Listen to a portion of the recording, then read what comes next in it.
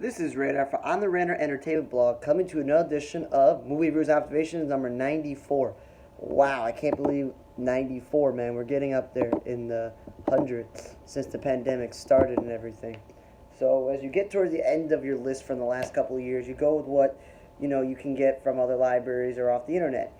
So the first thing I watched was a documentary where you learned something actually, and that's a good thing.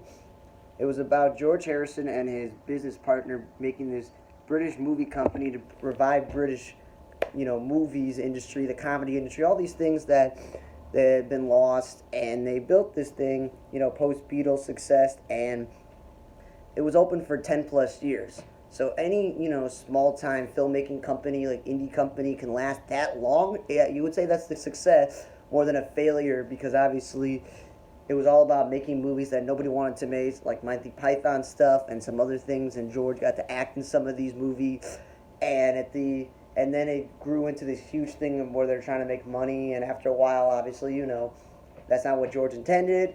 His business partner is not a movie maker, so they had articulated differences. From the people that George hired who knew about making movies and stuff. And a lot of famous actors who were interviewed in this, like Richard E. Grant. So it was pretty interesting and very informative. So if you're a huge fan of George Harrison, but a lot of these movies you've seen, I would definitely watch this, because I saw Michael Caine in here, and it was just pretty cool.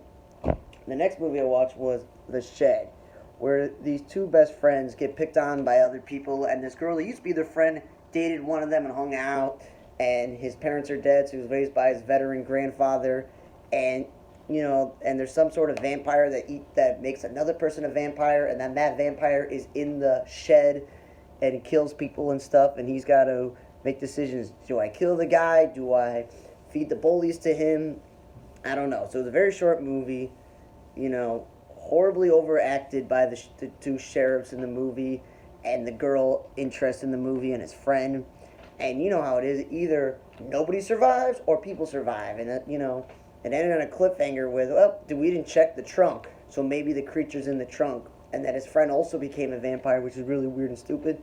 So yeah, I would not waste your time watching The Shed. Then I watched the movie Paint with my roommate because he thought it would be interesting, but it was so cliche. It was not well written. It is not how struggling artists are in New York. They're too good looking, too much, success, parents paying for everything. And the woman in the movie, she was sleeping with old men who were famous painters, but then the actor from Blind Spot, The Moody's, and Midnight Texas, Francois Arnaud, who I'm a fan of, and he's like a rich art buyer. And then the main character was like this ginger dude whose parents supported him and gave him money. He was weird because he wanted to paint photos of his mother naked, since his best friend to take photos. His mother and his father having marital issues, so she sleeps with his best friend. Then there's other art friends who are in the scene, and they're doing well, and others are not. And it was just like, a lot of this movie, you could tell instantly watching the scenes that the best friend was going to sleep with the mom, the best friend was going to sleep with the art assistant for this black dude. And then you were like, well, this woman's painting was ripped off, but then she can blackmail the person that bought it and stuff. And then I'm like, yeah, me and my roommate were just figuring out plots instantly. So that was just horribly put together. And stupid of the main character to still be sleeping with his ex-girlfriend who's now married to somebody else. It was just kind of weird. So yeah, I would not waste your time watching this movie unless you want to watch a movie so bad that you'll like it. Then I saw the movie The Penthouse, and as I'm getting to these movies on my list that I never heard of, I only know them because they're on Wikipedia's coming home movie list, and this movie was an hour and 27 minutes. Supposedly it's based off a true story, but if you Google The Penthouse, there are previous movies, so you got to be careful. This one has Nicholas Turturro, who's a good actor, but he's barely in the movie, and he's not even that important in the movie. But it's basically this rich couple who both have their own industries, and they live in I guess Myrtle Beach or North Carolina, where there's water and stuff. And he's in charge of the marina, and she has her own company. And they buy this huge penthouse, and they can see all the boats and stuff. And they notice a young blonde woman and her boyfriend, husband, whatever, arguing and stuff. And she feels bad, so she befriends the woman, and he goes and looks into it, and they're looking at it man, maybe you get it super nosy. And of course what happens is this dude's a criminal. You could see that, well, because you got nosy with their life, and the girl, what happened to her, he starts to ruin his life, their businesses. You know, he gets arrested because the other guy claims he did this, and that. Takes their dog and all this other stuff, and you could tell instantly, like, yep, we all know it's gonna happen. Either this guy's gonna get caught, or the two people that live in the penthouse, they're gonna die. And of course, everything happens, and you know, Nicholas Tortuga goes like, I got physical proof. I really can't, take the proof. But this guy has the proof that you did this, and that, and the whole movie's just like, okay, stupid. And somebody wrote on the internet, it's like a lot of D-list actors. Obviously, I heard Nicholas Tortuga, but I didn't know anybody else in this movie. It was overly acted. The writing wasn't great. The cinematography wasn't great. I was just like, yeah, a lot of the scenes looked like they were blurry and like way too zoomed in and things like that. I'm like, yeah, this was a horrible movie. I know it's based off a true story, but they could have done better. Then I watched the movie Equal Standard, which Ice-T was in, but he's playing a gangster and he produces it. And it was a whole political movie where I'll buy it that the main actor and his wife are both cops, and that all these other things. So basically what happens is he and his friend are at a quick mart like Bodega. Two white cops, supposedly say that they got intel and you match description, and he tells them they're cop. They don't listen.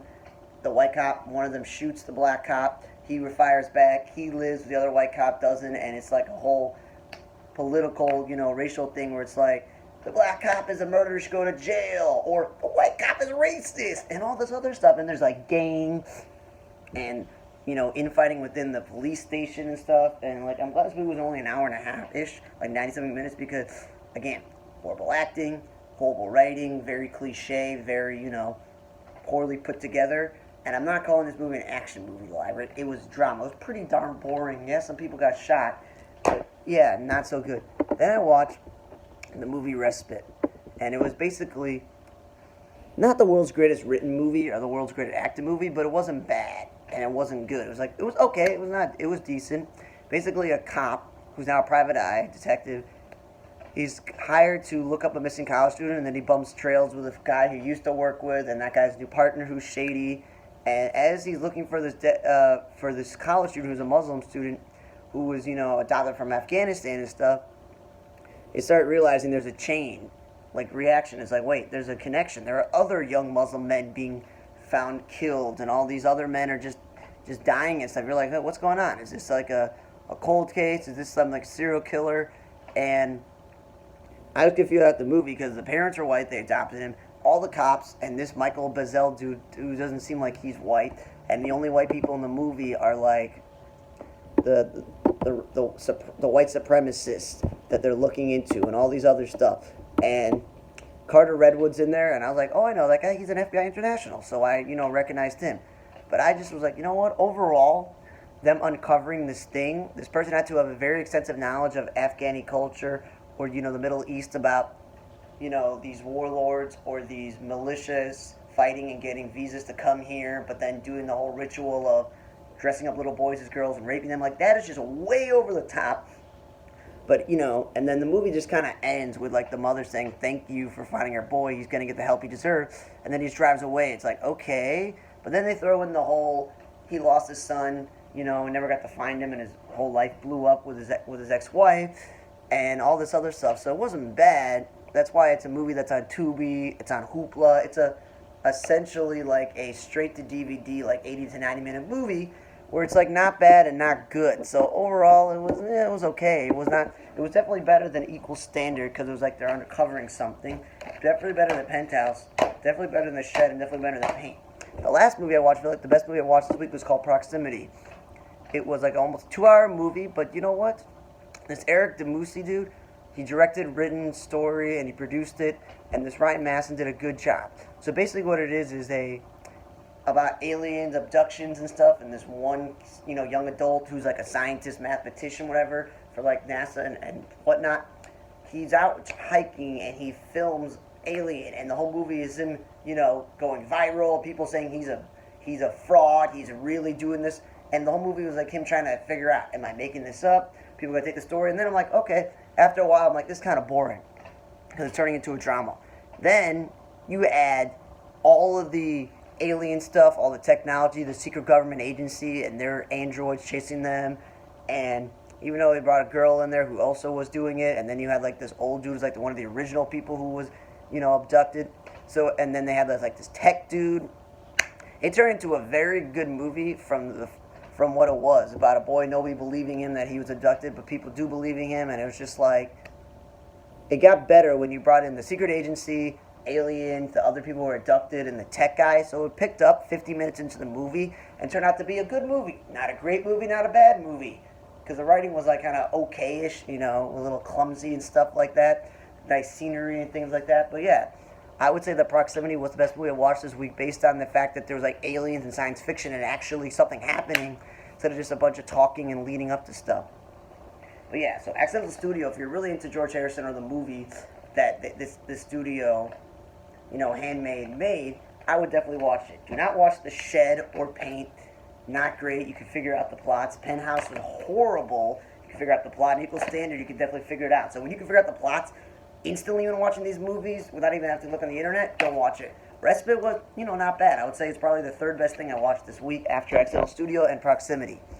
Thanks for listening to another edition of Movie Reviews Observations number 94. I'm Radar on the Radar Entertainment blog. I'm Radar. See you guys next time.